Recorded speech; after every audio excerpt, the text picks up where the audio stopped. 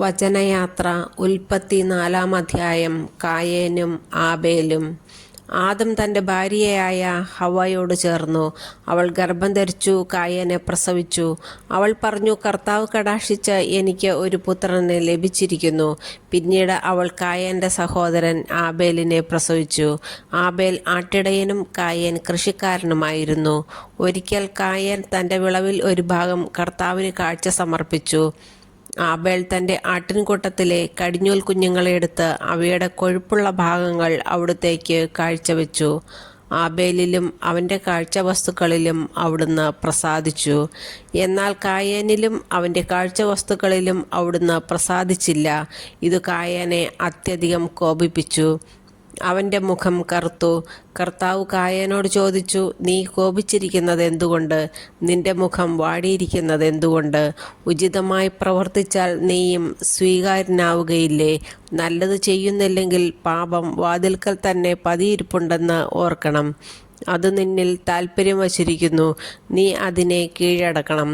ഒരു ദിവസം കായേൻ തൻ്റെ സഹോദരൻ ആബേലിനോട് പറഞ്ഞു, നമുക്ക് വയലിലേക്ക് പോകാം. അവർ വയലിലായിരിക്കെ കായേൻ ആബേലിനോട് കയർത്ത് അവനെ കൊന്നു. കർത്താവ് കായേനോട് ചോദിച്ചു, നിന്റെ സഹോദരൻ ആബേൽ എവിടെ? അവൻ പറഞ്ഞു, എനിക്ക് അറിഞ്ഞുകൂടാ. സഹോദരൻ്റെ കാവൽക്കാരനാണോ ഞാൻ? എന്നാൽ കർത്താവ് പറഞ്ഞു, നീ എന്താണ് ചെയ്തത്?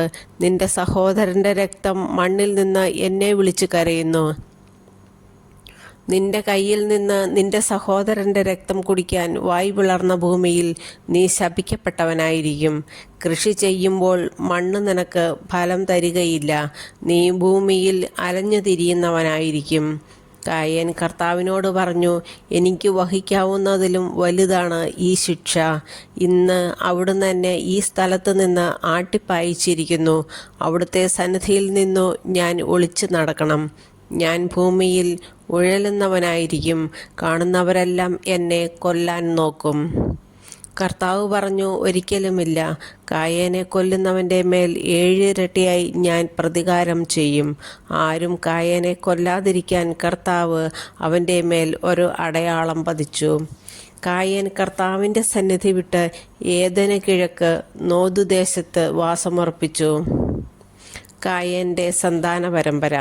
കായേൻ തൻ്റെ ഭാര്യയുമായി ചേർന്നു. അവൾ ഗർഭം ധരിച്ച് ഹെനോക്കിനെ പ്രസവിച്ചു. കായേൻ ഒരു നഗരം പണിതു. തൻ്റെ പുത്രനായ ഹെനോക്കിൻ്റെ പേര് അതിനു നൽകി. ഹെനോക്കിന് ഈരാദും ഈരാദിന് മെഹുയായേലും ജനിച്ചു. മെഹുയായേലിന് മെതുശായേലും മെതുശായേലിന് ലാമെക്കും ജനിച്ചു. ലാമെക്കിന് 2 ഭാര്യമാരുണ്ടായിരുന്നു, ആദായും സില്ലായും. ആദായുടെ മകനായിരുന്നു യാബാൽ. കൂടാരവാസികളുടെയും അജപാലകരുടെയും പിതാവായിരുന്നു അവൻ. അവൻ്റെ സഹോദരൻ്റെ പേര് യൂബാൽ.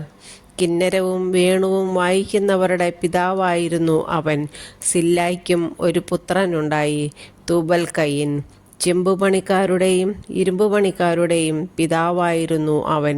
തൂബൽക്കയിന് നാമ എന്നൊരു സഹോദരി ഉണ്ടായിരുന്നു. ലാമക്ക് തൻ്റെ ഭാര്യമാരോട് പറഞ്ഞു, ആദായെ, സില്ലായെ, ഞാൻ പറയുന്നത് കേൾക്കുവിൻ. ലാമക്കിൻ്റെ ഭാര്യമാരെ, എനിക്ക് ചെവി തരുവിൻ. എന്നെ മുറിപ്പെടുത്തിയ ഒരുവനെയും എന്നെ അടിച്ച ഒരു ചെറുപ്പക്കാരനെയും ഞാൻ കൊന്നുകളഞ്ഞു. കായേൻ്റെ പ്രതികാരം 7 ഇരട്ടിയെങ്കിൽ ലാമക്കിൻ്റേത് 77 ഇരട്ടിയായിരിക്കും. ആദം വീണ്ടും തൻ്റെ ഭാര്യയോട് ചേർന്നു. അവൾ ഒരു പുത്രനെ പ്രസവിച്ചു. സേത്ത് എന്ന് അവന് പേരിട്ടു. കാരണം കായേൻ കൊന്ന ആബേലിന് പകരം എനിക്ക് ദൈവം തന്നതാണ് അവൻ എന്ന് അവൾ പറഞ്ഞു. സേത്തിനും ഒരു പുത്രൻ ജനിച്ചു. സേത്ത് അവനെ എനോഷ് എന്ന് വിളിച്ചു. അക്കാലത്ത് മനുഷ്യർ കർത്താവിൻ്റെ നാമം വിളിച്ചപേക്ഷിക്കാൻ തുടങ്ങി.